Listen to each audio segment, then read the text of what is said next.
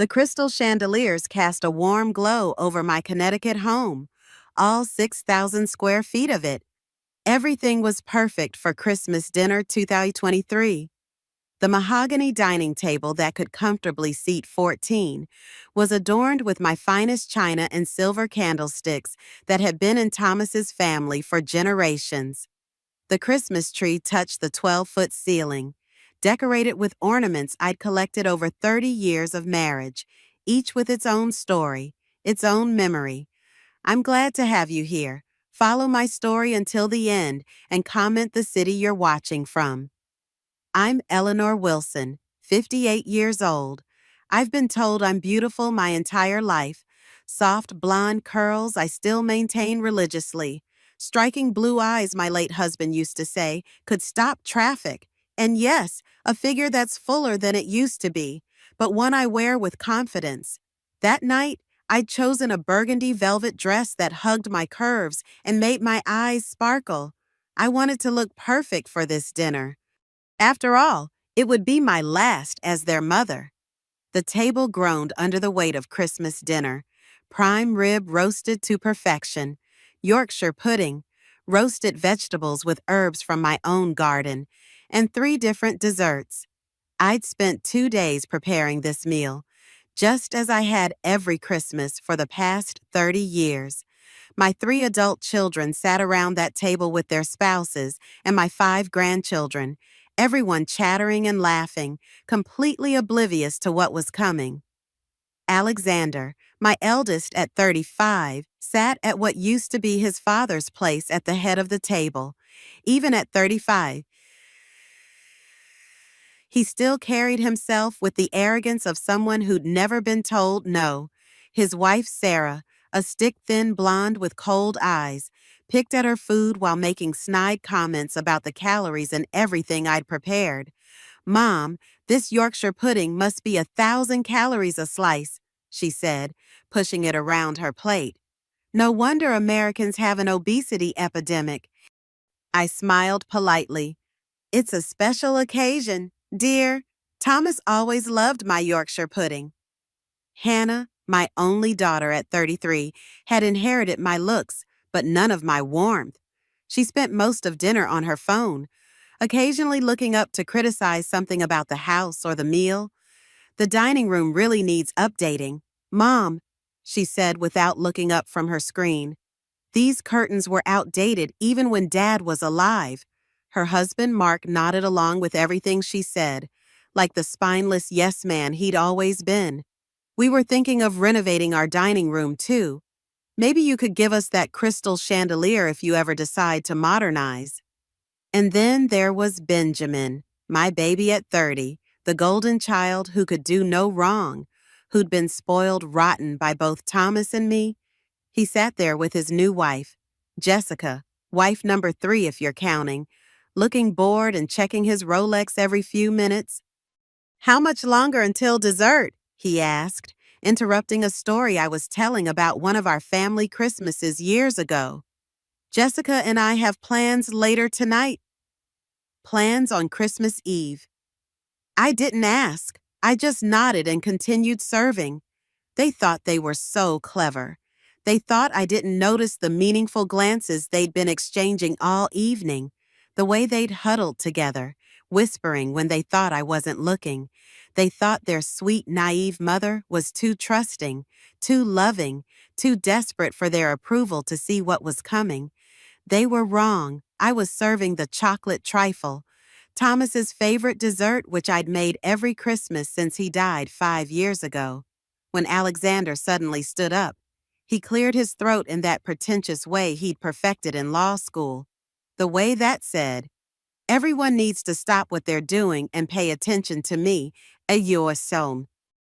I'd like to make an announcement," he said, his voice carrying that particular tone of authority he used when he was about to say something he thought was important. I set down the serving spoon and looked at him with what I hoped was polite interest. "Of course, darling. What is it?"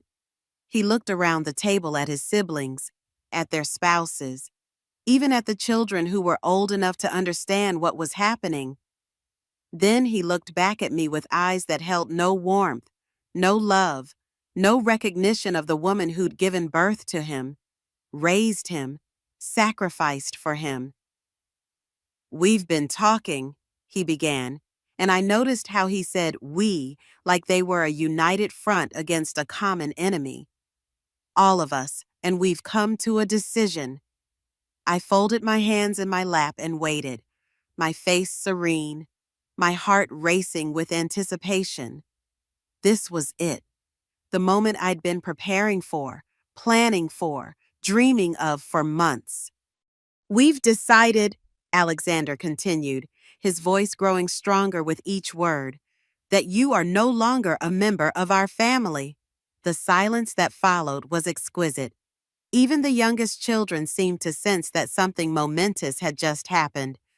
I could hear the grandfather clock ticking in the hallway, the soft crackle of the fire in the fireplace, the almost imperceptible sound of my own breathing. I looked around the table at their faces. Alexander stood there with his chin raised, proud of himself for delivering what he clearly thought was a devastating blow. Hannah was smirking, finally looking up from her phone to see my reaction. Benjamin was nodding along as if agreeing that yes, discarding their mother was absolutely the right thing to do. Their spouses looked uncomfortable but complicit. They'd known this was coming. They'd probably helped plan it. And then I did something that clearly wasn't in their script. I laughed. Not a bitter laugh, not a hysterical laugh, but a genuine, delighted laugh that came from deep in my chest. I laughed until tears formed in my eyes, until my sides hurt, until everyone at the table was staring at me like I'd lost my mind. "Oh, my darlings," I said when I finally caught my breath. "That's absolutely perfect. Perfect timing, perfect delivery, perfect everything." I reached into my clutch purse, a vintage Chanel that Thomas had bought me for our 20th anniversary, and pulled out 3 gold envelopes. Each one was sealed with old-fashioned wax, each one marked with a name in my elegant handwriting: Alexander, Hannah, Benjamin. "Since we're exchanging gifts," I said, standing gracefully and walking around the table to hand each of them their envelope, "here is my parting gift for all of you." Alexander took his envelope with confusion clear on his face. This wasn't how this was supposed to go. I was supposed to cry, to beg, to promise to change, to do anything to win back their love and approval. "What is this?" Hannah asked, turning her envelope over in her hands. "Open them," I said, settling back into my chair with the satisfaction of a woman who just played her winning hand. "All of you, at the same time." They exchanged glances, clearly unsure of what to do. But curiosity won out, as I knew it would. The sound of tearing paper filled the dining room, 3 envelopes being opened simultaneously, 3 sets of hands pulling out the contents, 3 pairs of eyes scanning the documents I'd had prepared months ago. And then, exactly as I'd planned, exactly as I'd dreamed about during all those sleepless nights when I'd lain awake plotting their downfall, they started screaming. Hannah's shriek was the first to pierce the air, a sound of pure horror that sent her children scrambling away from the table. "A soul." Benjamin's cursing followed, words that would have earned him a mouthful of soap when he was a child. And Alexander. Oh, Alexander just stood there with his mouth hanging open, his face growing paler by the second as he read the same devastating truth over and over again. "This can't be real," Sarah whispered, reading over Alexander's shoulder. "Tell me this isn't real." But it was real. Every word, every legal document, every devastating revelation contained in those gold envelopes was absolutely, completely, irrevocably real. And I was just getting started. To understand the magnitude of what happened that Christmas night, you need to understand how I got there. You need to know about the years of planning, The careful documentation, the slow, methodical process of watching my children reveal their true nature and preparing accordingly. I wasn't always the calculating woman you met in that dining room. Once upon a time, I was naive. I believed in unconditional love, in the bonds of family, in the idea that if you just loved your children enough, gave them enough, sacrificed enough for them, they would love you back.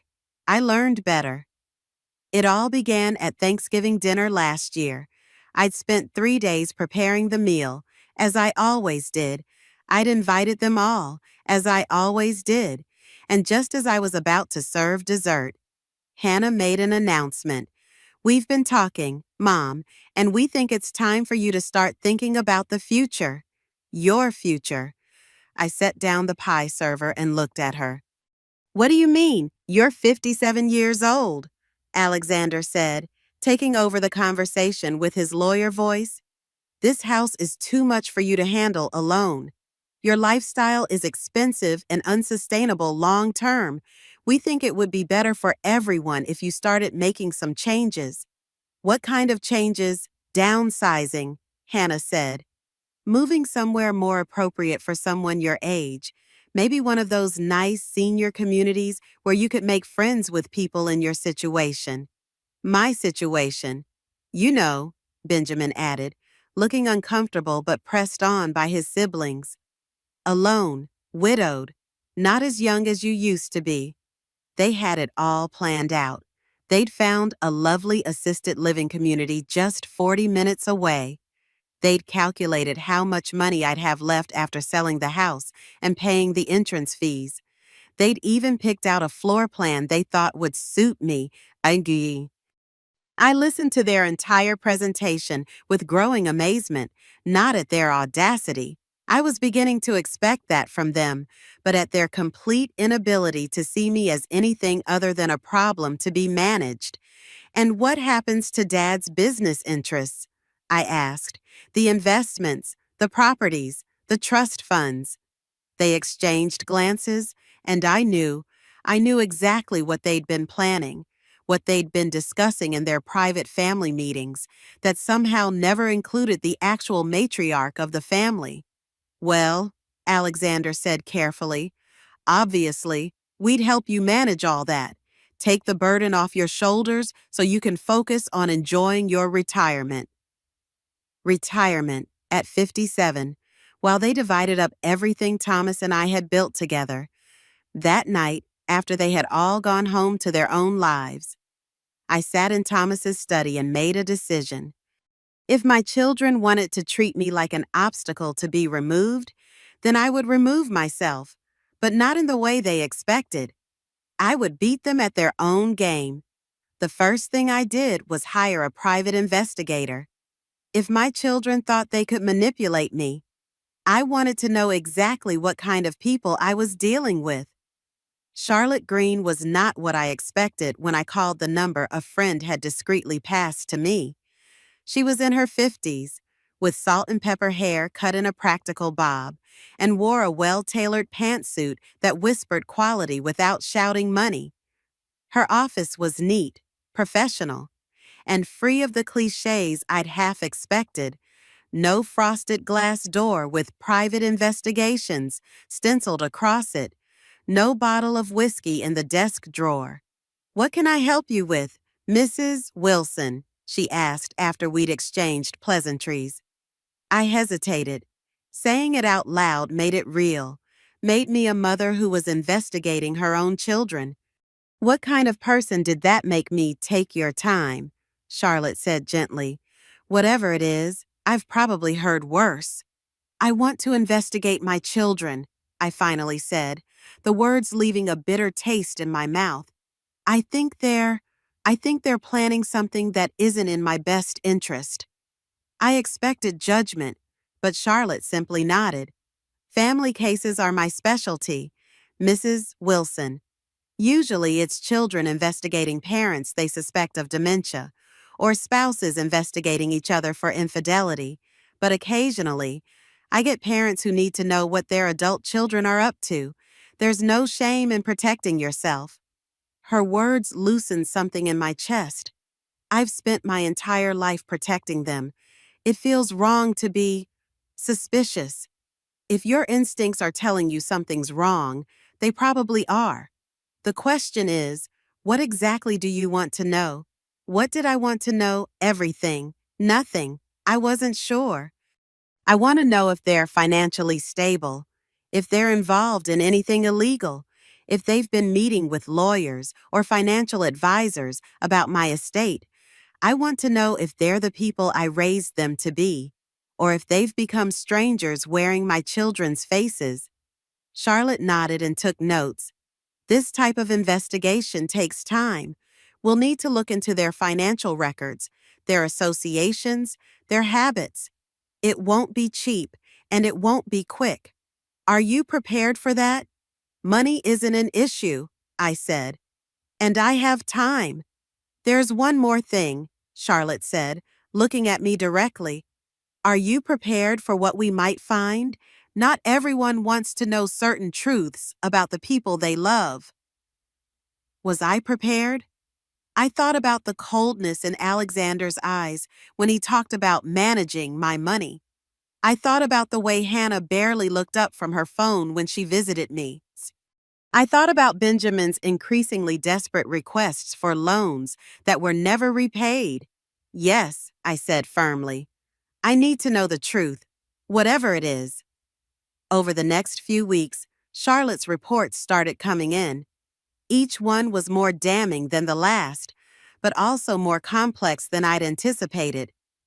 Alexander, my successful lawyer son, was embezzling money from his firm's client accounts to support a gambling addiction that had already cost him nearly $500,000. The embezzlement from client accounts wasn't a recent development.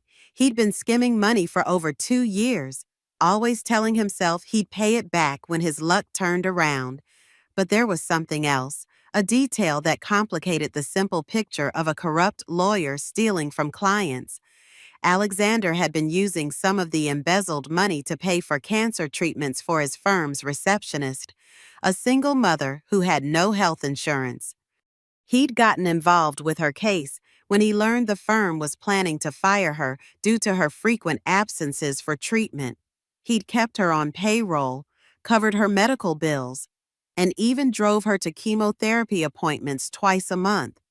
It didn't excuse the embezzlement, not by a long shot, but it showed a complexity to my son's character that I hadn't expected.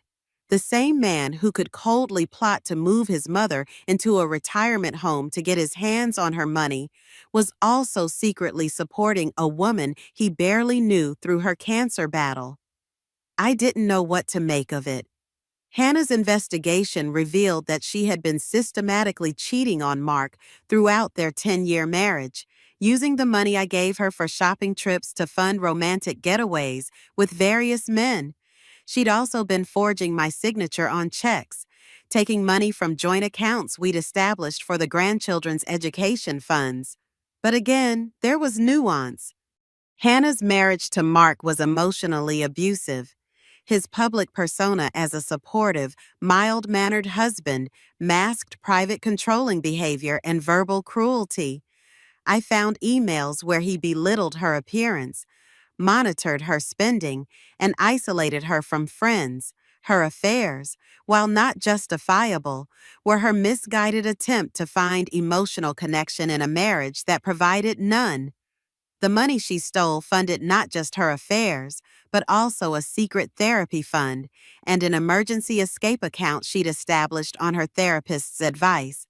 I sat in my living room late at night, staring at these reports, feeling a complex mix of anger, disappointment, and unexpected compassion.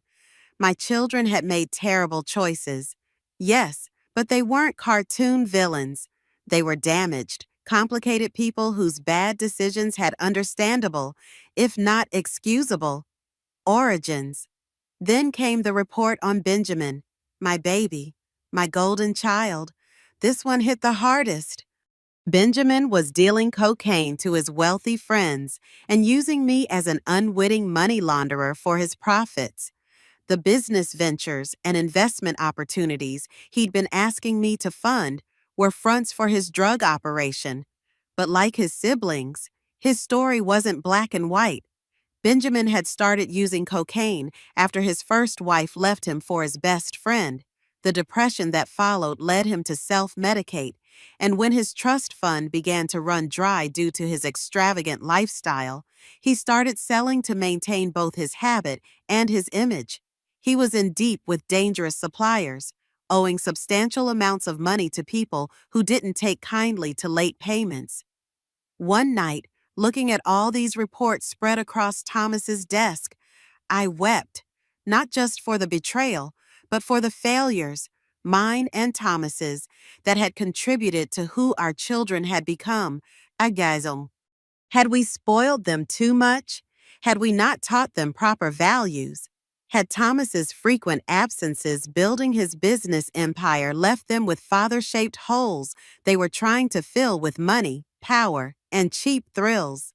These questions kept me awake night after night as I tried to reconcile the sweet babies I'd raised with the morally compromised adults they'd become. I thought back to Alexander's first day of school, how he'd held my hand so tightly, afraid to let go. I remembered Hannah's ballet recitals, how she'd always look for me in the audience before she began to dance. I thought of Benjamin's high school graduation, how proud Thomas had been when Benjamin gave the valedictorian speech. Where had those children gone? Were they still in there somewhere, beneath the greed and entitlement and poor choices? Could they be reached, or were they lost to me forever? As I pondered these questions, Charlotte's investigation continued, and it was about to uncover something that would change everything, something not even I had suspected. On a rainy Tuesday afternoon, I was organizing Thomas's study, something I'd been putting off since his death 5 years ago. His presence still lingered there in the leather chair worn to the shape of his body, in the lingering scent of his cologne that somehow clung to the curtains, in the collection of fountain pens he'd accumulated over decades. I ran my fingers over his mahogany desk, remembering how he'd sit there late into the night, working on deals that would eventually build our fortune. Thomas had been 15 years older than me when we married. I was 22, he was 37. He'd already established himself as a formidable corporate lawyer with a reputation for ruthless efficiency and impeccable ethics. At least, that's what I'd always believed. Behind the desk was a painting, a seascape Thomas had purchased on our honeymoon in Maine. On a whim, I decided to straighten it. As I touched the frame, I noticed something odd. The wall behind it sounded hollow when I tapped it.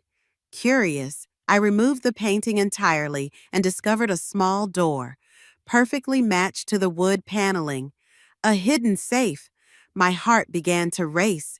In 30 years of marriage, Thomas had never mentioned a hidden safe in his study. What could be inside that he'd kept secret even from me? I tried to think logically. The combination would be something meaningful to Thomas. I tried his birthday. Nothing. Our anniversary. Nothing. The children's birthdays. Still nothing. Finally, on a hunch, I tried the date we'd first met, the day I'd started working as a receptionist at his law firm's satellite office. The safe clicked open. Inside were several manila folders, each neatly labeled: family medical records, confidential; adoption proceedings; correspondence, J, B, and P, B. My hands trembled as I removed the folders and laid them on the desk. I opened the medical records first. Inside were paternity test results for all 3 children. My eyes widened as I read the conclusion on each report. Thomas Wilson is determined to be the biological father of the child. Eleanor Wilson shows no biological relationship to the child. No biological relationship. The words swam before my eyes. How was this possible? I'd adopted the children. Yes, but I'd always been told they were babies from troubled teenage mothers who wanted better lives for their children. Private adoptions that Thomas had arranged through his legal connections. That's what he'd told me. That's what I'd believed for 30 years. With growing dread, I opened the folder marked Adoption Proceedings. The documents inside told a very different story from the one I'd been living. The children weren't adopted from anonymous teenage mothers, as Thomas had claimed. They were his biological children with his first wife, Jennifer Blackwood Wilson, who had died in a car accident when Alexander was 5, Hannah was 3, and Benjamin was just 1 year old. Thomas had been a widower with 3 small children when he'd met me. He'd been looking for a new wife who could step into Jennifer's role, someone young and beautiful and naive enough to believe whatever story he told her. Someone who would love his children as her own without asking too many questions about where they'd come from. He'd found me. The letters in the third folder revealed the calculated nature of his deception. They were correspondence between Thomas and Jennifer's parents, James and Patricia Blackwood. The Blackwoods had been fighting for custody of their grandchildren after Jennifer's death. They'd been wealthy, loving grandparents who desperately wanted to raise Jennifer's children and keep them connected to their mother's memory. But Thomas had disappeared with the children before the custody hearing, claiming he was taking them away for grief counseling. He never returned. He changed their names, moved across the country, and eventually constructed the elaborate adoption fiction that had fooled everyone, including me, for 3 decades. The Blackwoods had never stopped looking for their grandchildren. They'd hired private investigators, placed advertisements, and maintained hope that someday they would be reunited with the children they'd lost. Their last letter to Thomas, dated just a year before his death, was a heartbreaking plea for any information about their daughter's children. I sat in Thomas's chair, surrounded by evidence of his betrayal, feeling like the ground had opened beneath me. The man I'd loved, the father of my children, no, not my children, never my children, had been living a lie our entire marriage. He'd robbed 3 small children of their heritage, their extended family, their very identities. He'd robbed me of the chance to make an informed choice about the family I was joining, and he'd robbed the Blackwoods of the only living connections to their daughter. I don't know how long I sat there, trying to process the magnitude of what Thomas had done. The rain had stopped, and sunlight was streaming through the windows when I finally reached for the phone and called Olivia Morrison, my lawyer. Olivia wasn't one of Thomas's old partners. She was a sharp young woman who specialized in estate planning and had no connections to my family or Thomas's firm. I'd started working with her after Thomas's death to restructure some of our investments, and I'd come to trust her completely. "I need to see you as soon as possible," I told her when she picked up. "It's urgent. I can fit you in tomorrow morning at 9, she said. "Is everything all right, Eleanor?" "No," I said truthfully. "Nothing is all right, but it will be." The next morning, I walked into Olivia's office with the folders from Thomas's safe and the reports from Charlotte's investigation. I placed them on her desk without a word. "Take your time," I said. "Read everything. Then tell me what my options are."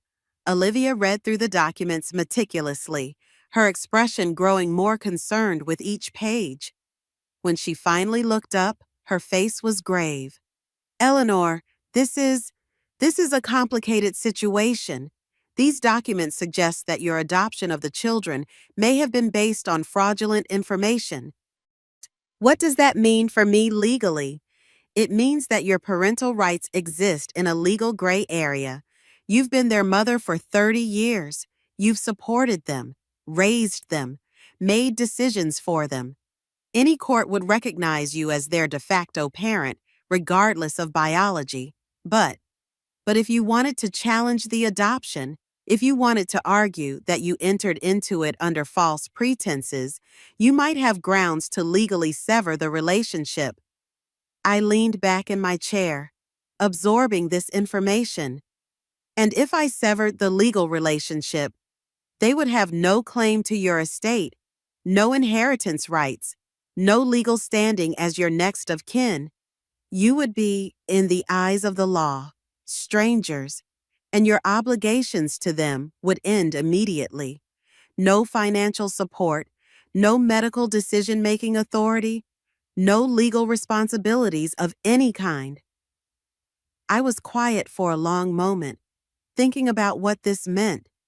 How long would such a process take? If the other party contests it, it could take years. But if they don't contest it, she paused, studying my face. Eleanor, are you seriously considering this? I'm considering all my options. This is a nuclear option. Once you do this, there's no going back. These would be permanent, irrevocable changes to your family structure. I smiled, and I knew the expression wasn't pleasant.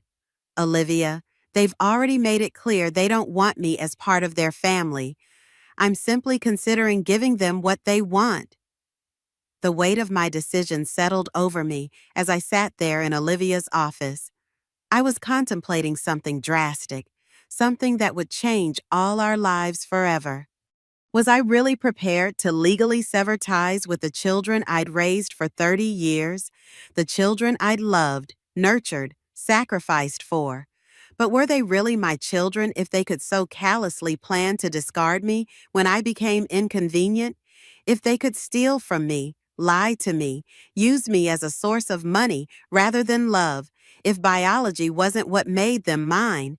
What did surely it had to be more than just years of service on my part?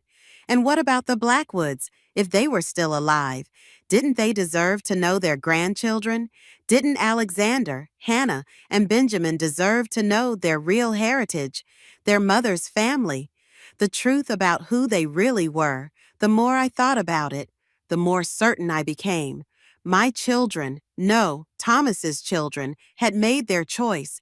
They'd chosen greed over gratitude, manipulation over affection. They'd decided I was no longer family. It was time to show them exactly what that meant. I want to proceed, I told Olivia. Draw up whatever paperwork is necessary.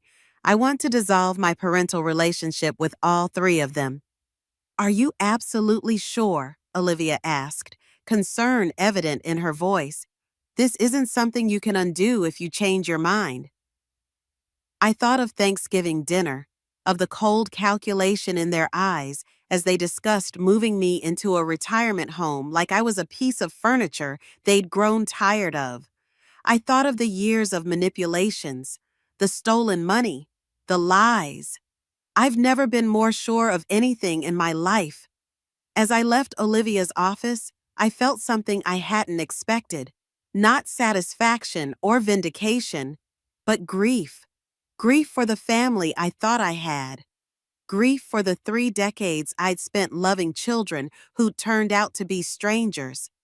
Grief for the woman I'd been, trusting, naive, desperate to be loved. That woman was gone now. In her place was someone harder, colder, more determined, someone who would no longer allow herself to be used. I stepped out onto the street, the winter sun pale in a clear blue sky, and took a deep breath. The air tasted like freedom and fear and possibility all at once. I had 3 months until Christmas dinner. 3 months to prepare the most important gift I would ever give, the truth, in all its devastating glory, and I would make sure it was wrapped beautifully. The preparations began on a crisp September morning. I sat at my kitchen table with 3 notebooks laid out before me, one for each child. Each notebook would become a repository of evidence, a catalog of betrayals, a roadmap to justice. But as I opened Alexander's notebook, my hand trembled. Was I really going to destroy the lives of the children I'd raised, the ones I'd rocked to sleep, bandaged scraped knees for, cheered at graduations? They're planning to destroy yours, I reminded myself, my voice echoing in the empty kitchen. Still, doubt crept in. Would a good mother do this, even to children who had betrayed her? Was I becoming someone I wouldn't recognize, vengeful and cold? I closed my eyes and remembered their words at Thanksgiving. This house is too much for you to handle alone. Maybe one of those nice senior communities? Not as young as you used to be? My resolve hardened, but I also made a note in each notebook: consider impact on grandchildren. Potential for maintained relationship, protection from fallout. They were innocent in all this. They loved their grandmother without calculation or agenda. Finding James and Patricia Blackwood proved surprisingly simple. They still lived in Portland, Oregon, in the same house they'd owned when their daughter was alive. They were in their early 80s now, but, according to Charlotte, still in good health and mentally sharp. They had never stopped looking for their grandchildren. The hardest call I've ever made was to that number in Portland. Hello? The voice that answered was elderly but strong, with a slight tremor. Is this Patricia Blackwood? I asked, my heart pounding. Yes, this is she. Who's calling? Please. My name is Eleanor Wilson. You don't know me, but I believe I have information about your daughter Jennifer's children. The silence that followed was profound. Then a sharp intake of breath. What information? What do you know about my grandchildren? We arranged for me to fly to Portland the following week. As I hung up, the enormity of what I was about to do crashed over me. I wasn't just planning revenge against my children. I was about to upend their entire understanding of who they were. Am I doing the right thing? I asked Thomas's portrait. His painted eyes gave no answer, but I could almost hear his voice. The right thing for whom? Eleanor. The meeting with the Blackwoods was both heartbreaking and healing. Their home was filled with photos of Jennifer, a beautiful young woman with Hannah's smile and Alexander's eyes. They had a room dedicated to her memory, with her college diploma, wedding dress, and toys she'd bought for her children before her death. We kept everything, Patricia explained. We wanted them to know who their mother was when we found them. James showed me Jennifer's music collection. She loved classical music. Played the cello since she was 6. Benjamin has her exact same hands, musician's hands. Does he play any instruments? I had to tell them the truth, that Benjamin had taken piano lessons as a child, but had given it up for sports. That Alexander had his mother's analytical mind, but had no idea where it came from.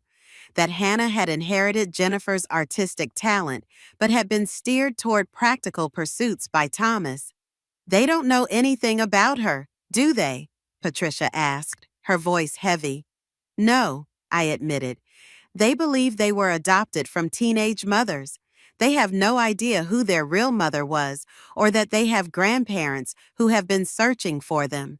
That bastard, James said quietly, his hands shaking.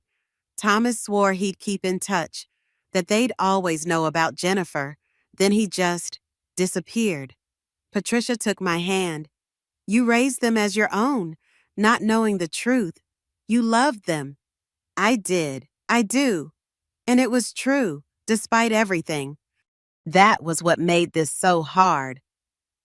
And now? James asked. What happens now? I explained my plan. The legal dissolution, the revelation of their true parentage, the evidence of their crimes, all to be delivered at Christmas dinner. Instead of judgment, I saw understanding in their faces. They betrayed you, Patricia said simply. After all you've given them. They're still Jennifer's children, James added. Whatever they've done, they're still carrying a piece of our daughter. We'd like to know them, if possible. I left Portland carrying photos and letters the Blackwoods wanted their grandchildren to have. I wasn't just acting for myself anymore. I was acting for Jennifer, for her parents, for the truth that had been buried for 3 decades. But we hit an unexpected obstacle with the legal proceedings. The evidence of fraud in the adoption is strong, Olivia explained during our meeting. But the court might be reluctant to completely sever a parental relationship that's existed for 30 years without giving the children a chance to contest it. They won't contest it, I said.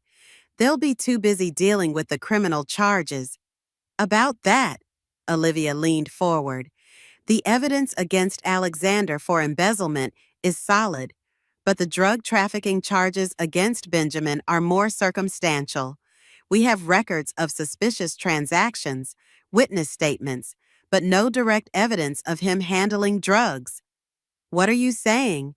Without harder evidence, like photographs of actual drug transactions, a good lawyer might create reasonable doubt.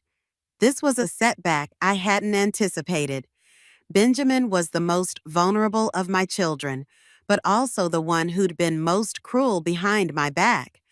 The recording of him calling me a pathetic old cow who was so desperate for love she'll believe anything had cut deeper than I wanted to admit. As I left Olivia's office, Charlotte called with news that changed everything. Mrs. Wilson, I think we found something significant about Alexander. Can you meet me? An hour later, I was looking at documents that revealed Alexander hadn't just been embezzling from client accounts, he'd been stealing from my accounts as well. He had forged my signature, transferred money to shell companies he controlled, and had been planning to have me declared mentally incompetent. He's been meeting with a psychiatrist, Charlotte explained, showing me records of appointments. Not as a patient, but as a consultant. He's been building a case that you're showing early signs of dementia. I felt physically ill. My own son, planning to have me declared incompetent. There's more, Charlotte said. We found evidence that all three of them have known about their biological mother for years. They discovered the truth when they went through Thomas's papers after his death. I sat back, stunned. They've known for 5 years. They knew they weren't my biological children and never said anything.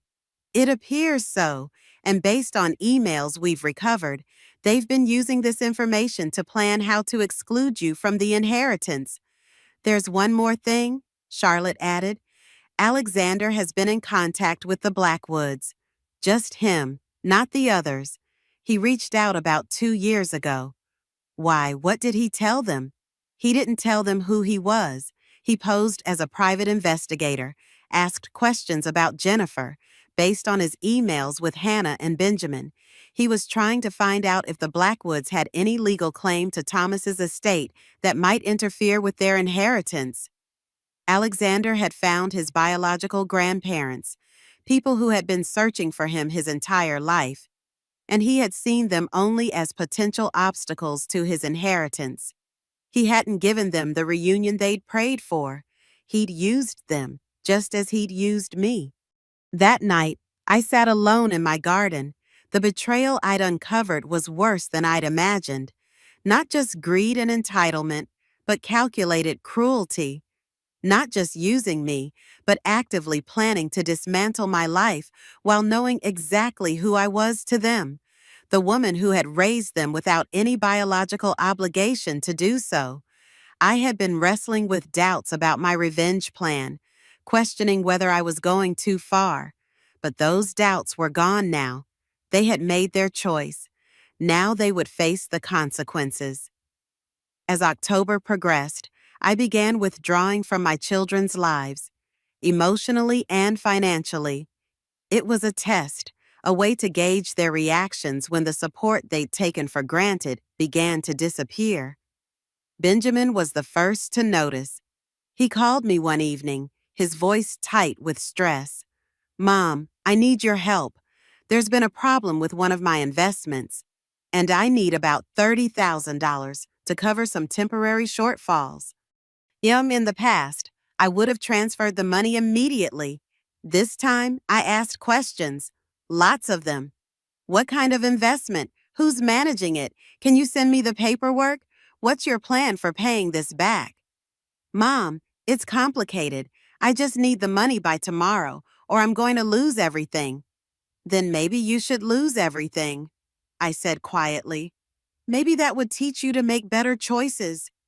The silence on the other end was deafening. What did you just say to me?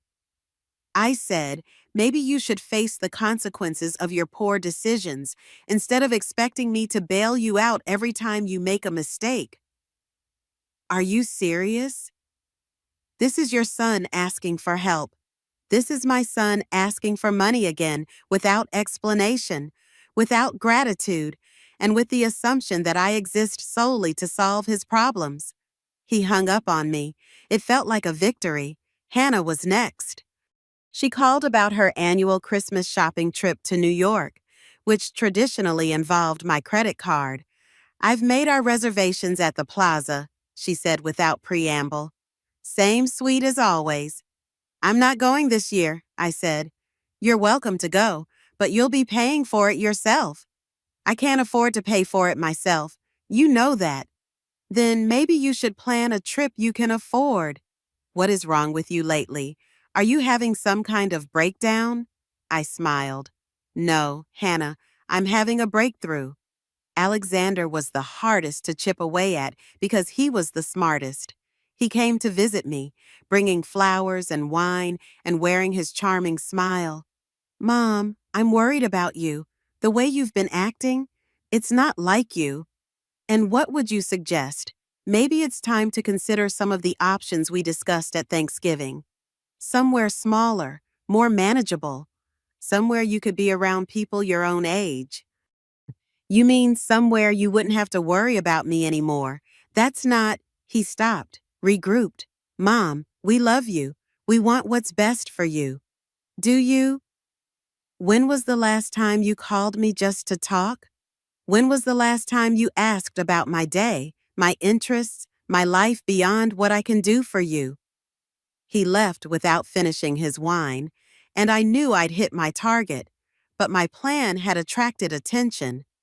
Alexander had hired his own private investigator to follow me, to try to figure out what I was up to. This presented a new challenge.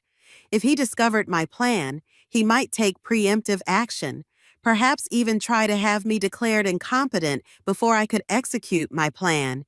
I began varying my routine, using cash instead of credit cards for any meetings related to my plan, using a different phone for calls to Olivia and Charlotte. But Alexander was persistent. Charlotte called with disturbing news. "Mrs. Wilson, Alexander's investigator followed you to Olivia's office yesterday.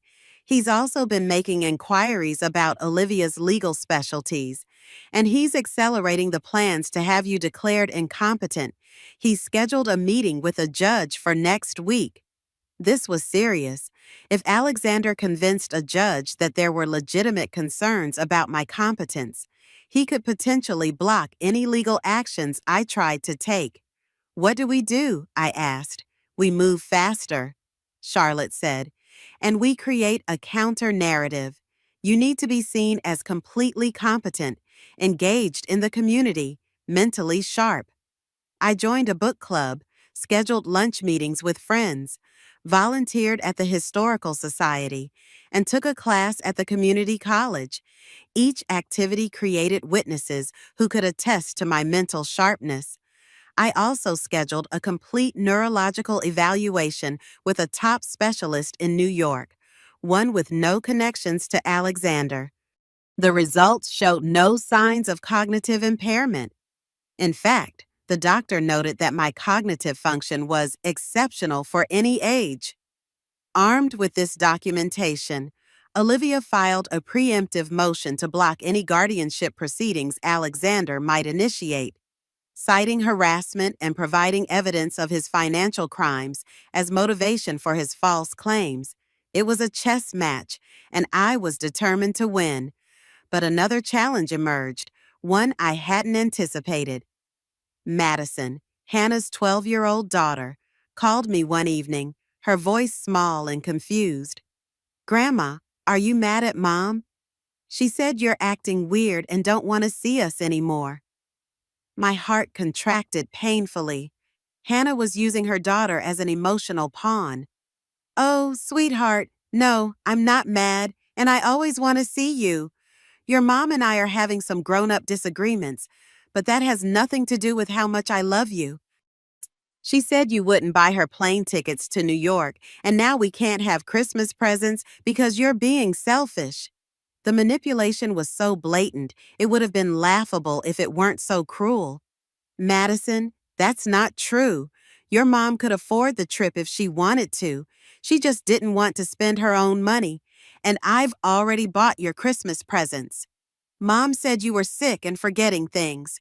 They were preparing the children for the narrative that I was mentally declining. I'm perfectly healthy, sweetheart. In fact, I just took a digital photography class at the college. Maybe we could take some pictures together next time you visit. Grandma, is everything going to be okay? Mom and Dad are fighting a lot, and everyone seems upset. How could I answer that?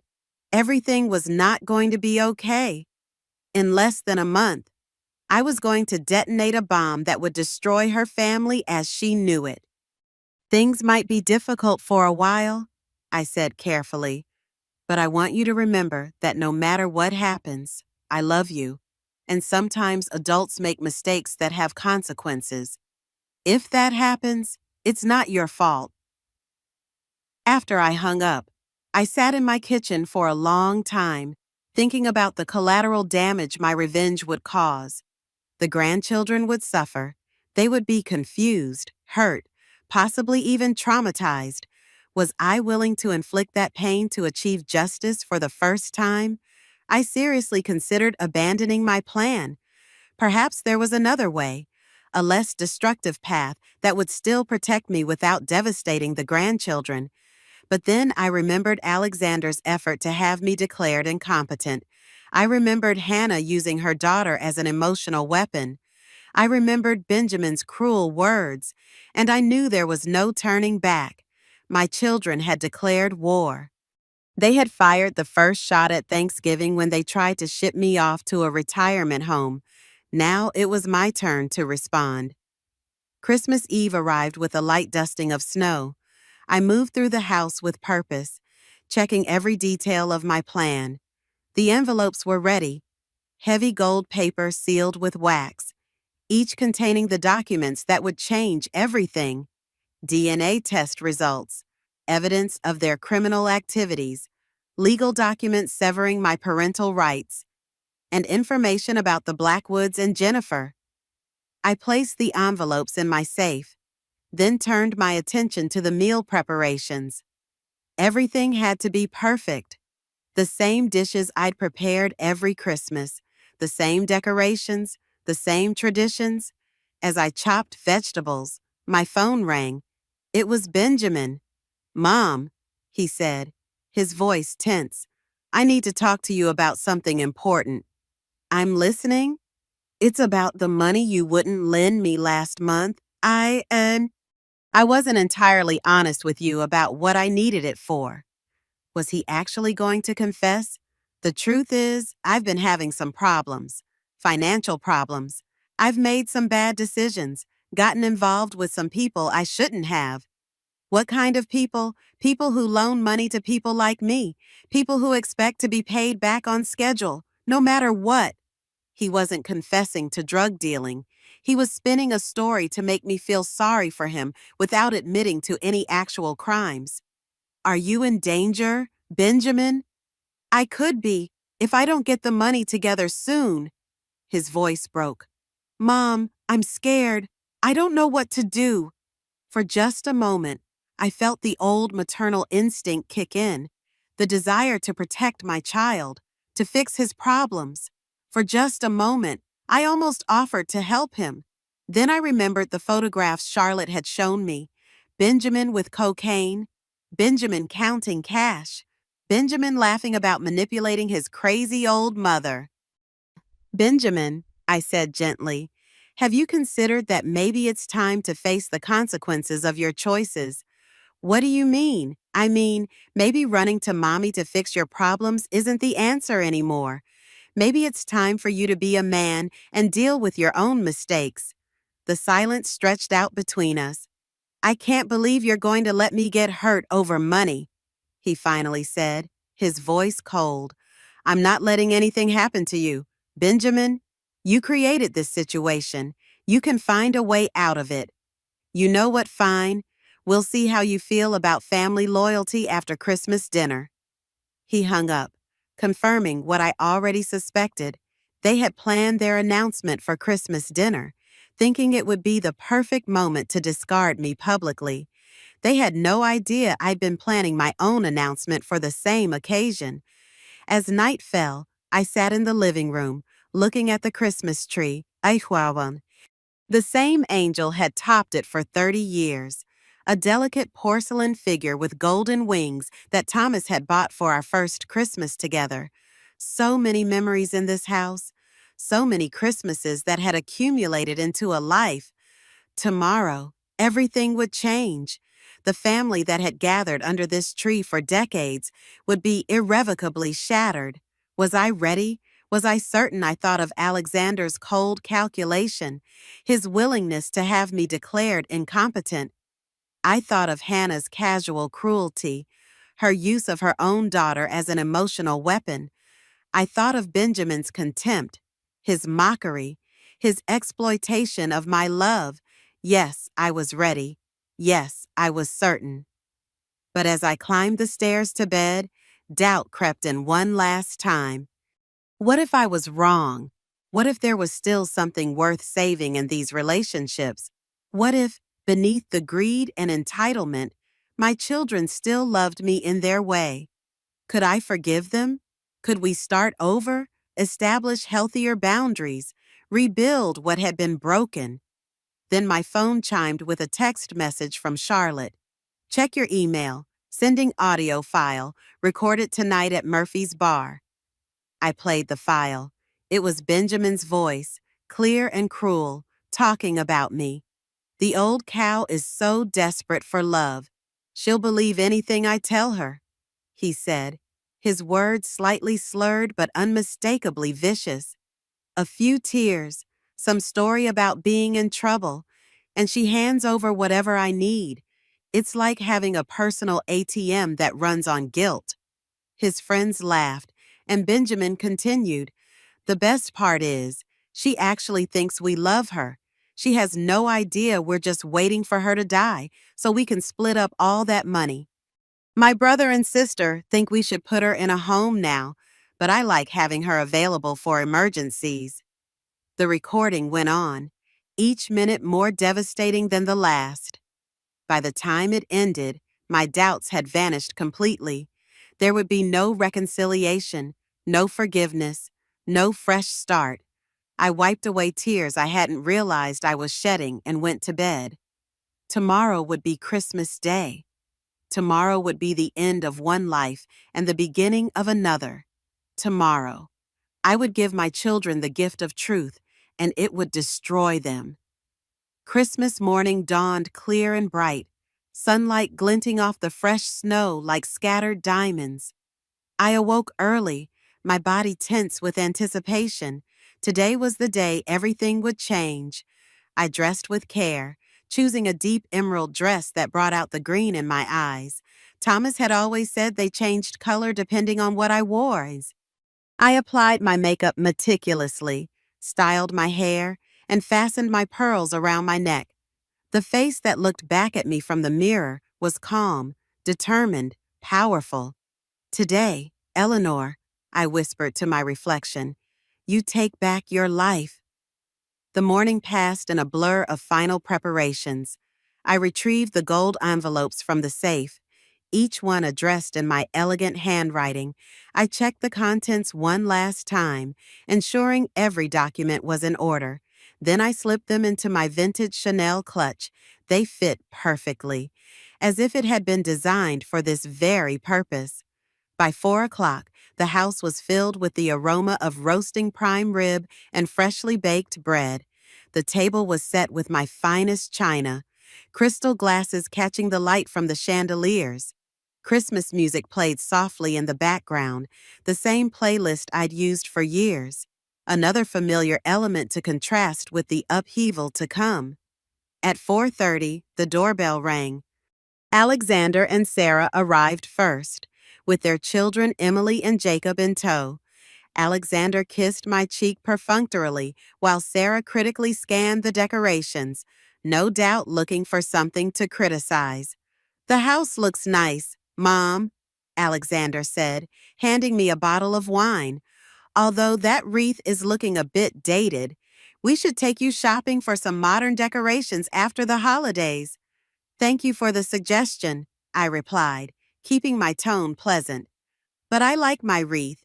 It has sentimental value." He raised an eyebrow but said nothing more. Hannah and Mark arrived next, with Madison trailing behind them, eyes glued to her phone.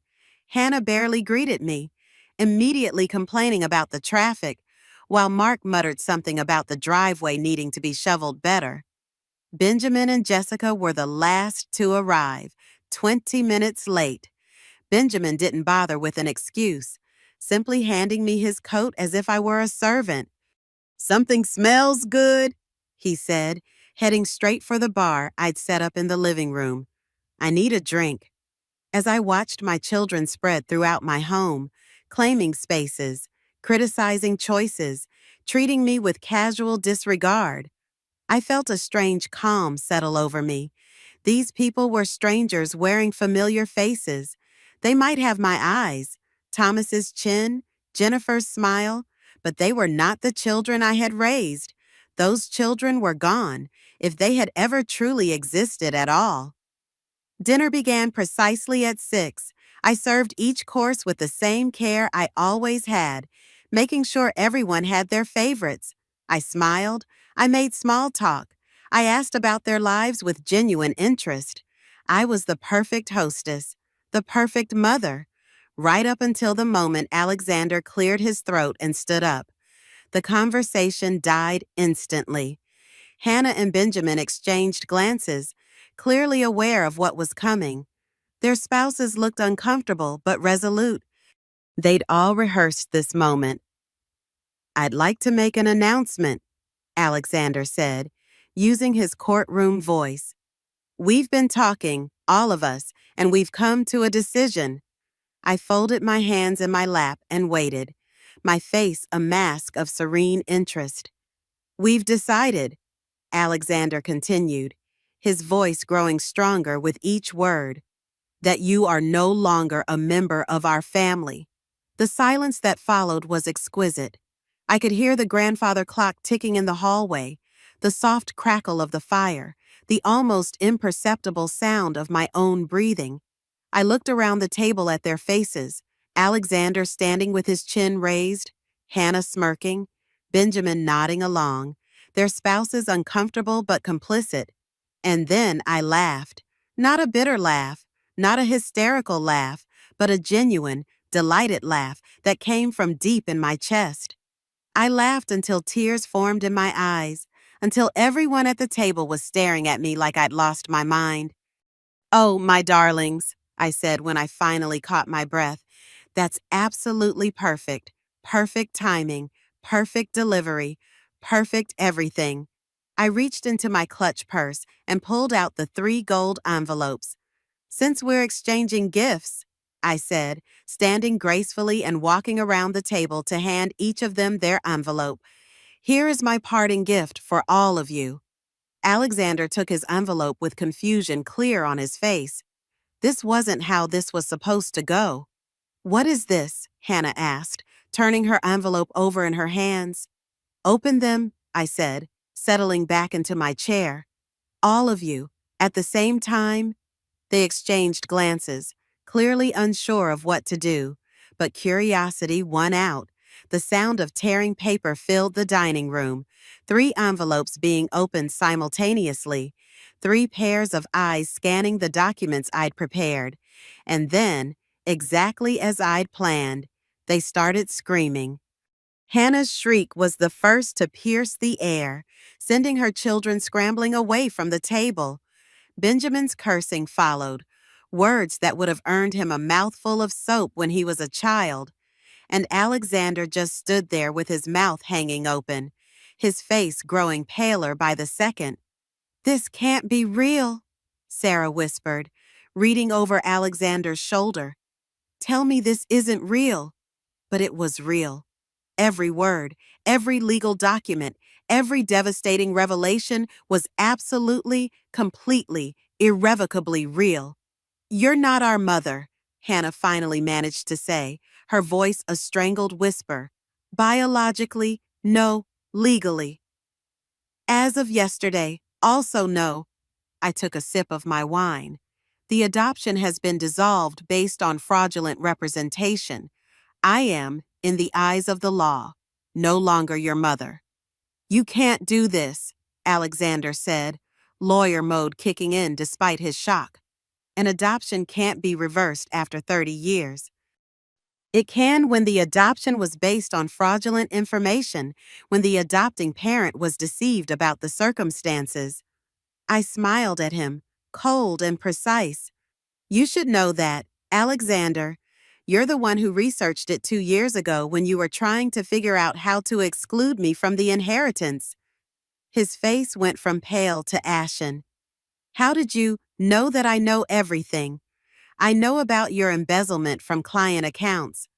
I know about Hannah's theft from the children's education funds. I know about Benjamin's drug dealing. I know about your plan to have me declared incompetent. I know that you discovered the truth about your parentage 5 years ago and said nothing.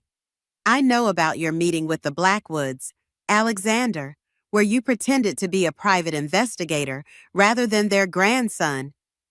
The stunned silence that followed was broken by Jessica, who suddenly started laughing. "Oh my God," she said, looking at Benjamin. "She played you." "She played all of you. Your own mother outmaneuvered you." "She's not our mother," Hannah snapped, tears streaming down her face. "She just said so herself." "No, I'm not," I agreed calmly. "I'm the woman who raised you, loved you, sacrificed for you for 30 years, believing you were my children, and you're the people who repaid that love with theft, lies, and a plan to discard me when I became inconvenient." "We can fight this," Alexander said, frantically flipping through the documents. "These allegations of criminal activity are unfounded. We can countersue for defamation." "You certainly can try," I conceded. "But it might be difficult from prison. The evidence of your crimes has been submitted to the appropriate authorities. The police should be arriving within the hour to arrest all three of you." As if on cue, the sound of sirens could be heard in the distance, growing closer. "You called the police on us on Christmas." Hannah's voice rose to a shriek again. "What kind of monster are you?" "I'm the monster you created," I replied softly. "The one you thought was too naive, too loving, too desperate for your approval to see what you really were." Benjamin, who had been unusually quiet, finally spoke.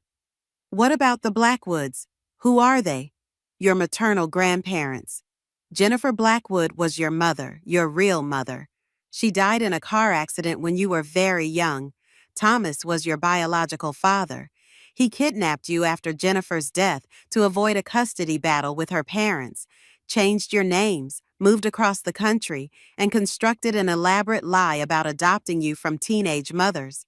Their faces reflected varying degrees of shock and disbelief.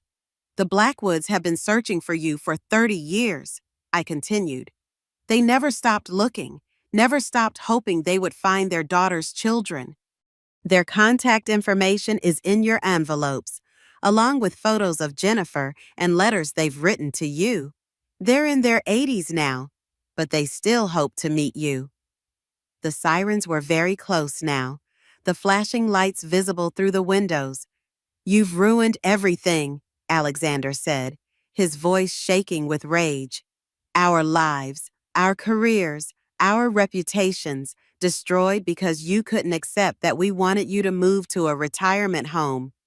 I stood up, smoothing my dress, preparing to deliver the final blow. "No, Alexander. Your lives are ruined because you chose greed over gratitude, cruelty over kindness, deception over decency. You decided I wasn't family anymore. I'm simply giving you what you asked for, freedom from any relationship with me." The doorbell rang. Through the window, I could see police cars in the driveway, officers approaching the house. The house has been sold, I added, walking toward the door. The new owners take possession on January 15th. I suggest you remove your belongings before then, although given your upcoming legal troubles, storage might be difficult to arrange. I paused at the dining room doorway and looked back at the wreckage of what had once been my family. Merry Christmas, my darlings. I hope you enjoy your new lives as much as I'm going to enjoy mine. And then I walked out of that house, out of their lives, and into freedom. The screaming followed me all the way to my car.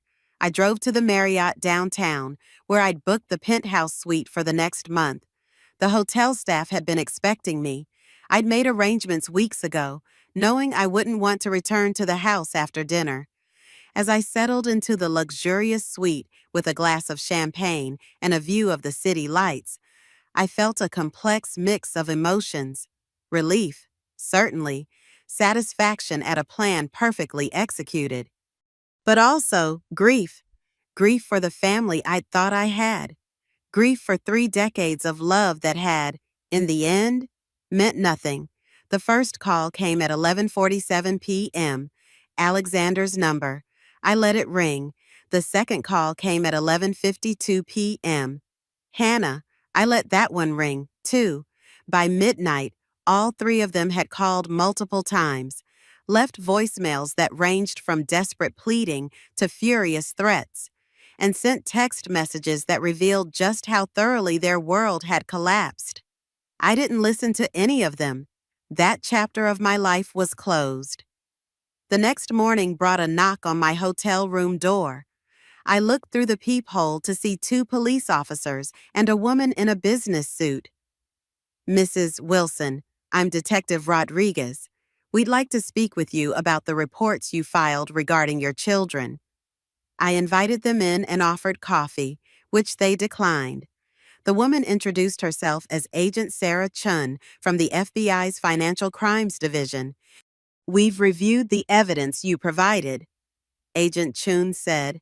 It's quite comprehensive. Based on what you've given us, we've made arrests of all 3 suspects. I do need to ask, Detective Rodriguez added, leaning forward. Are you concerned about your safety? One of your sons left some concerning voicemails that could be interpreted as threats. I played Benjamin's message for them. Both officers exchanged glances.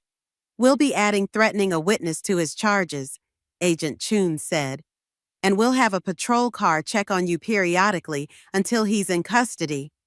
After they left, I called Olivia to check on the legal proceedings.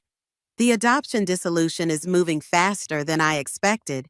She told me, given the evidence of fraud in the original proceedings, they're not contesting it. Their lawyers are advising them to focus on their criminal defenses rather than fighting a civil matter they can't win. Perfect. And that afternoon, I received a call from an unexpected source. Mark, Hannah's husband, Mrs. Wilson, this is Mark. I wanted to thank you. Thank me. For giving me the evidence I needed to protect my children. I've been trying to document Hannah's behavior for years, but I never had proof. What you gave me is going to ensure I get full custody. How are the children handling this? They're confused, obviously, but they're also relieved. They've been living with Hannah's instability for years. They know something was wrong, even if they couldn't articulate it. After he hung up, I realized that my revenge had created some unexpected positive outcomes. Mark and his children would be free from Hannah's toxicity. Sarah might finally understand what kind of man she'd married when Alexander's gambling addiction was exposed. And Jessica, well, Jessica had laughed when she realized what I'd done. She was young enough to start over without too much damage. The arrests made the evening news. I watched the coverage from my hotel suite, seeing perp walks and mugshots of the people who'd once been my children. The reporters couldn't get enough of the story. Wealthy family destroyed by greed. Prominent lawyer caught embezzling. society wife revealed as serial adulterer and thief, youngest son running a drug empire while living off his elderly mother. 3 days later, I received a call from Portland, Oregon. Is this Eleanor Wilson? The voice was elderly but strong. Yes, this is Eleanor. This is Patricia Blackwood, James and I. We can't thank you enough for what you've done. 30 years we've been searching for Diana's children. 30 years. I could hear her crying softly. Are they going to call us? She asked. I don't know, I said honestly. They're dealing with some serious legal problems right now, but I made sure they have your contact information. We have so much to tell them about their mother. So many stories, so many pictures. We've kept everything, hoping someday. Mrs. Blackwood, you should know that they might not be the people you're hoping they'll be. They've lived very different lives than what you might have imagined. We don't care, she said firmly. They're Jennifer's children. They're our family. Whatever they've done, wherever they've been, we love them. After we hung up, I sat thinking about the difference between the love Patricia Blackwood described and the conditional, transactional relationship I'd had with the children I'd raised. Real love didn't demand perfection or gratitude. Real love didn't keep score or threaten abandonment when disappointed. That night, I slept better than I had in months. The next few weeks brought a parade of desperate attempts to contact me. My former children tried everything: phone calls, emails, showing up at the hotel, sending intermediaries. I ignored them all. Ethan was the most persistent, probably because his legal situation was the most dire. Embezzling client funds carried serious federal penalties, and his gambling debts had left him with no resources to mount an effective defense.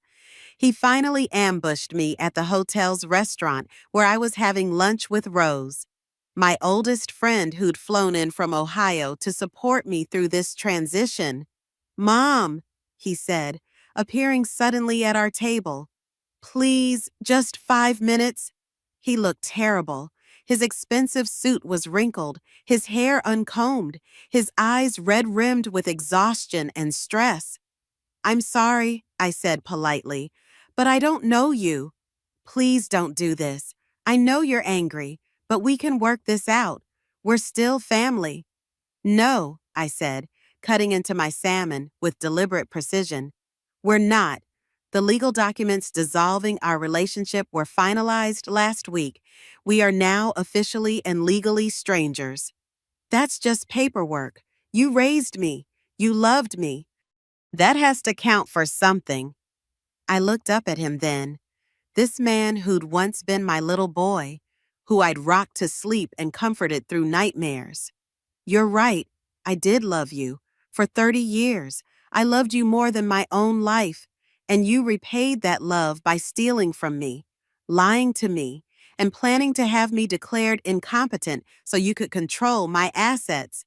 I never meant for it to go that far. Didn't you? Because I have recordings of you discussing exactly that plan with your siblings.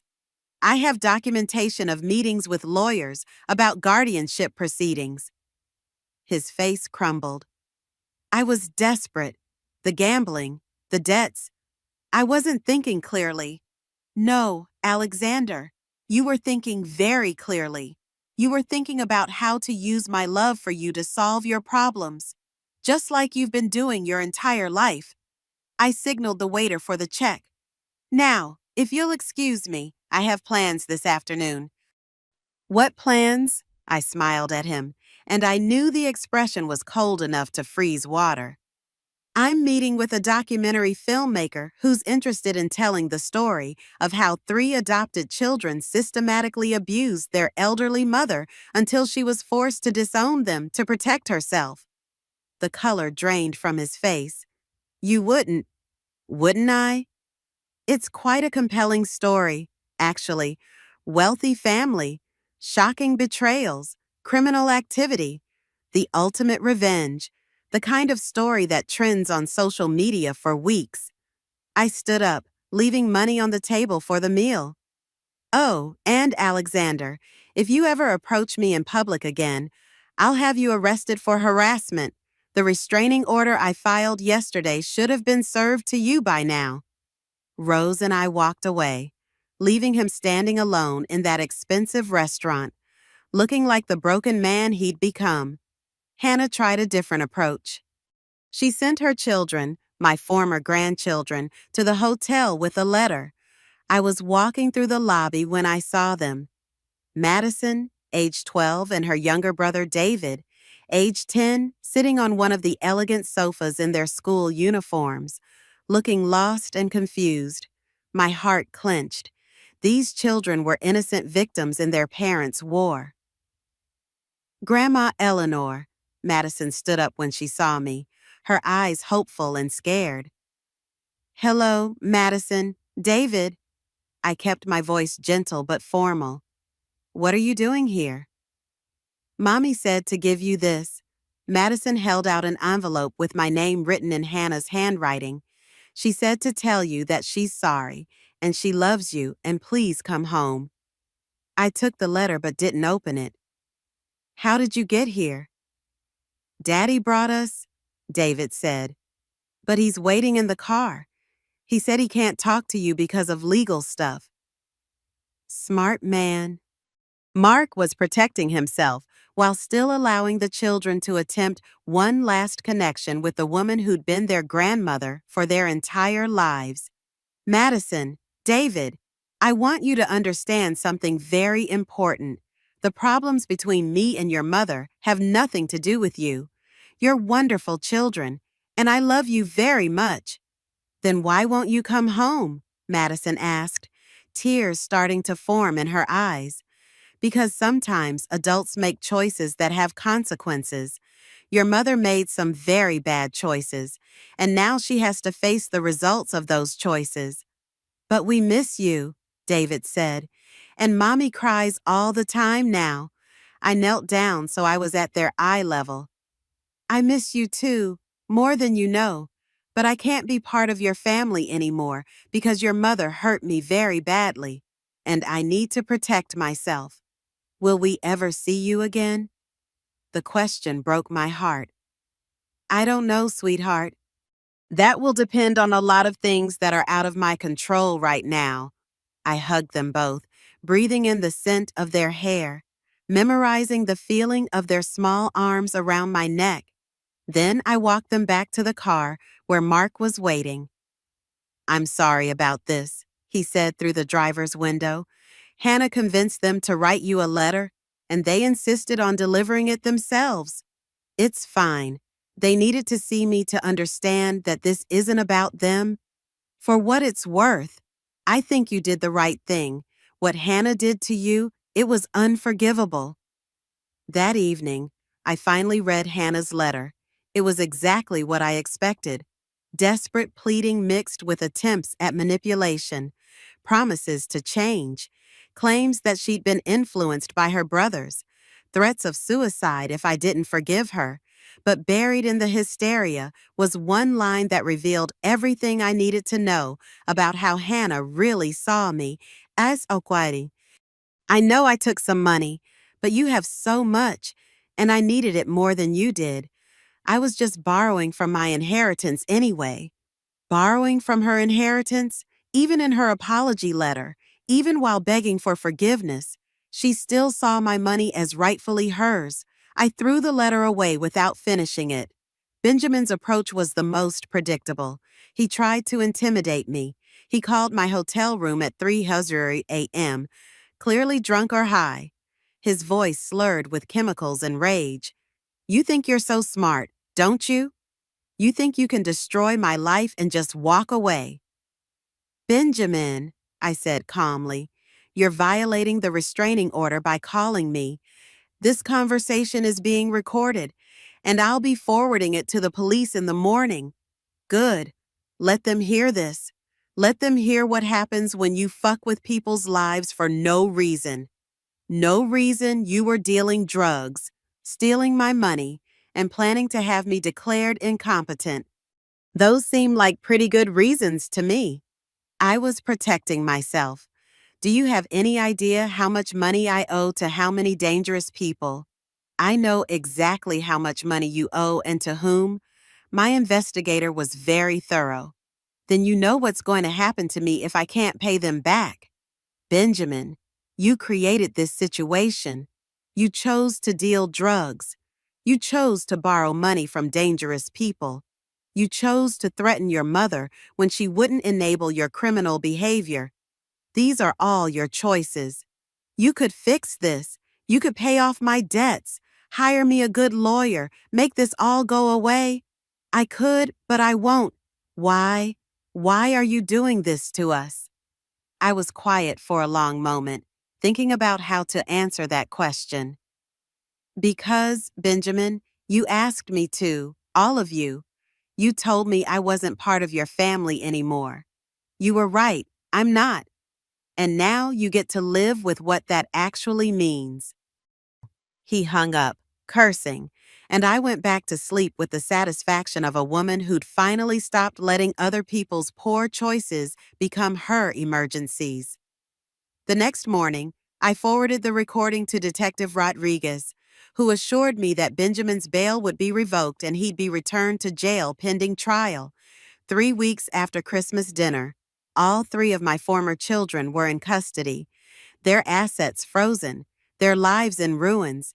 Their spouses had either filed for divorce or were in the process of doing so. Their children were safe with responsible caregivers who would protect them from the chaos their parents had created. And I was free, free to live my life without constantly managing other people's crises, free to spend my money on things that brought me joy instead of enabling destructive behavior. Free to choose relationships based on mutual respect and genuine affection instead of obligation and manipulation. It was the best Christmas gift I'd ever given myself. 3 months after Christmas dinner, I bought a house. Not just any house, a stunning Victorian mansion overlooking the ocean in Bar Harbor, Maine. 12 rooms, original hardwood floors, a wraparound porch that caught the sunrise, and enough space for me to live exactly as I pleased without anyone else's input or approval. The house had been built in 1887 by a sea captain for his bride, who had left him after 2 years of marriage, taking their infant daughter and disappearing into what the locals called a more suitable arrangement. The captain had lived alone in the house for 40 more years, turning it into a showcase of his travels and adventures, filling it with treasures from around the world. I felt a kinship with both the captain and his bride. We'd all learned the hard way that sometimes the people we trust most are the ones most likely to betray us, and sometimes the best revenge is simply living well without them. The house needed work, months of renovations to update the plumbing and electrical systems, restore the original millwork, and transform it into a 21st century home that honored its 19th century bones. I threw myself into the project with enthusiasm. For the first time in my adult life, every decision was mine alone. The color of the walls, the fabric for the curtains, the style of the furniture, the books on the shelves. I chose deep, rich colors that made the rooms feel warm and dramatic. Burgundy in the dining room, forest green in the library, soft gold in the living room. I furnished the spaces with antiques that had stories, pieces that spoke to me of history and character. The master bedroom became my sanctuary, decorated in shades of blue that echoed the ocean outside my windows. I bought the most luxurious bedding I could find, installed a fireplace for winter mornings, and created a sitting area where I could drink coffee and watch the sunrise over the water. But my favorite room was the library, floor-to-ceiling bookshelves, a massive stone fireplace, leather chairs that invited hours of reading, and windows that framed the ocean like living paintings. I filled the shelves with books I'd always wanted to read, first editions of my favorite novels, and poetry collections that spoke to my soul. The renovations took 6 months, And during that time, I lived in a suite at the local inn, getting to know the town and its people.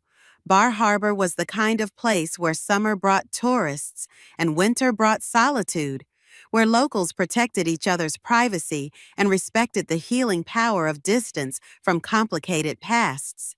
I made friends slowly but genuinely. There was Martha, who owned the bookstore and shared my love of literary fiction. Helen, who ran the local art gallery and convinced me to try my hand at watercolor painting. And Dr. Patricia Wells, a retired psychiatrist who became my walking companion and the closest thing to a therapist I'd ever had. Patricia was the first person I told the complete truth about my situation. We were walking along the shore path one foggy morning in May when she asked the question I'd been dreading and anticipating for months. Eleanor, you've been here almost a year now, and you've never mentioned family. No children calling, no grandchildren visiting. Most women our age can't stop talking about their families. I stopped walking and looked out at the ocean, gray and infinite in the morning mist. I had a family once, 3 children, 5 grandchildren. I spent 30 years devoted to them, sacrificing everything for their happiness and success. What happened? They decided I was no longer useful to them, so I decided they were no longer family to me. I told her everything then, the years of manipulation and financial abuse, the discovery that I wasn't their biological mother, the Christmas dinner confrontation, the legal proceedings that severed our relationship, the criminal charges that had destroyed their lives. When I finished, Patricia was quiet for several minutes. "Do you regret it?" she finally asked. "Which part? Any of it? All of it?" I thought about the question seriously. No, I regret that it took me so long to see them clearly. I regret that I enabled their behavior for years by never setting boundaries or demanding respect.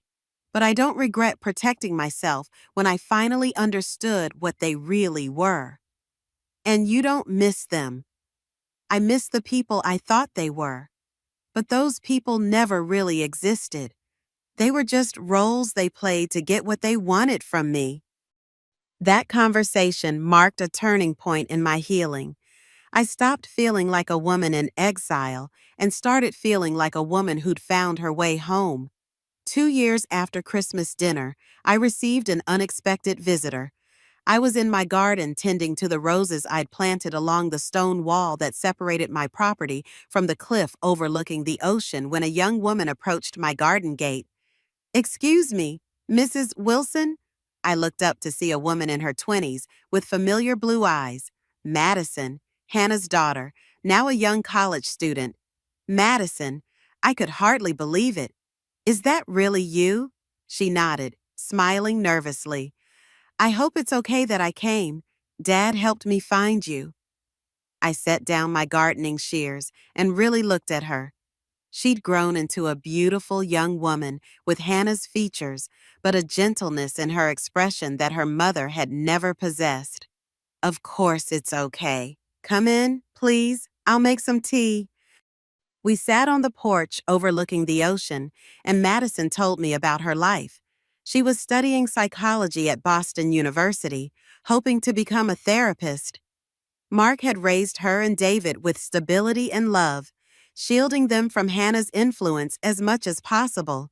"Mom's out of jail now," Madison said. "She's on probation, working at a grocery store. She's different, humbler, I guess. She's been sober for a year." "That's good to hear.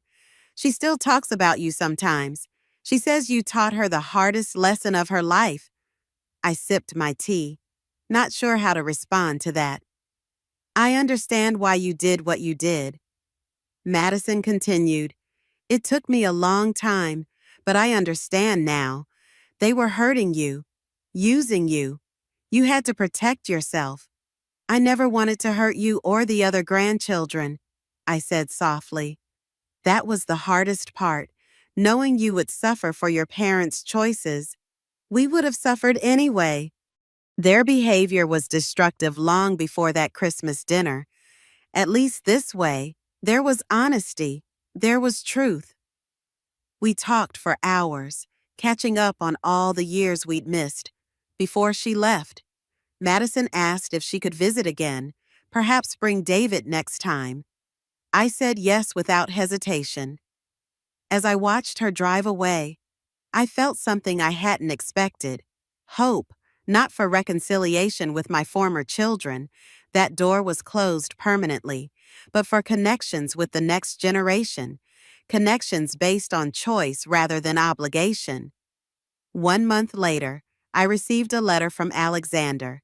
He was still in prison, but he'd been transferred to a minimum security facility where he was teaching legal literacy to other inmates. He didn't ask for forgiveness or money or help of any kind. He simply wanted me to know that he had reconnected with the Blackwoods, that he was learning about his real mother, about the heritage that had been stolen from him. "I don't expect you to respond," he wrote. "I don't deserve your time or attention, but I wanted you to know that some good came from what you did. James and Patricia have become important to me. They've shown me what unconditional love really looks like, and it's nothing like what I thought it was." I didn't respond, but I kept the letter. That fall, I started writing a memoir about my experiences. I titled it The Final Gift, the story of a woman who discovered the truth about her family and herself at the age of 58 and found the courage to begin again. The book was published the following spring and became a surprise bestseller, resonating with readers who recognized their own experiences in my story. I started receiving letters from women who'd found the courage to set boundaries with abusive family members, to stop enabling destructive behavior, to choose their own well-being over family expectations. The book's success brought speaking opportunities and interview requests, but more importantly, it brought the knowledge that my pain had been transformed into something that could help others. On the third anniversary of Christmas dinner, I hosted a different kind of family gathering. Madison and David came, along with Mark and his new wife. Patricia and James Blackwood flew in from Portland. Martha, Helen, and Dr. Wells joined us, along with other friends I'd made in Bar Harbor. We sat around my dining room table, not the formal mahogany one from Connecticut, but a long farmhouse table I'd found at an antique store and refinished myself. We ate good food, told stories, laughed, and celebrated not the family I'd lost, but the family I'd chosen. As I looked around at these people who genuinely cared for me, who valued me for who I was rather than what I could give them, I realized something profound.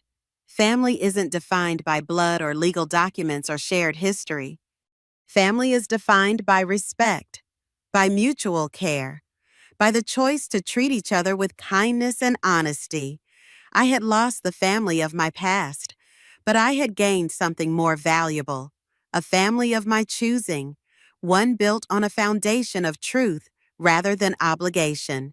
And as the sun set over the ocean, painting the sky in shades of pink and gold, I raised my glass in a silent toast to the woman I'd become, stronger, wiser, more authentic than I'd ever been before. The final gift hadn't been what I gave my children that Christmas night. The final gift had been what I gave myself, the courage to start over, the wisdom to choose better relationships, and the freedom to live life on my own terms. It had been worth everything. What would you do if you were in my place? Have you ever been through something similar? Comment below and let me know which city you're watching from. If you enjoyed Eleanor's story of courage and transformation, check out these two other channel favorites. I discovered my husband's secret family at his funeral, and my children sold my house while I was on vacation. Then I showed them the real deed.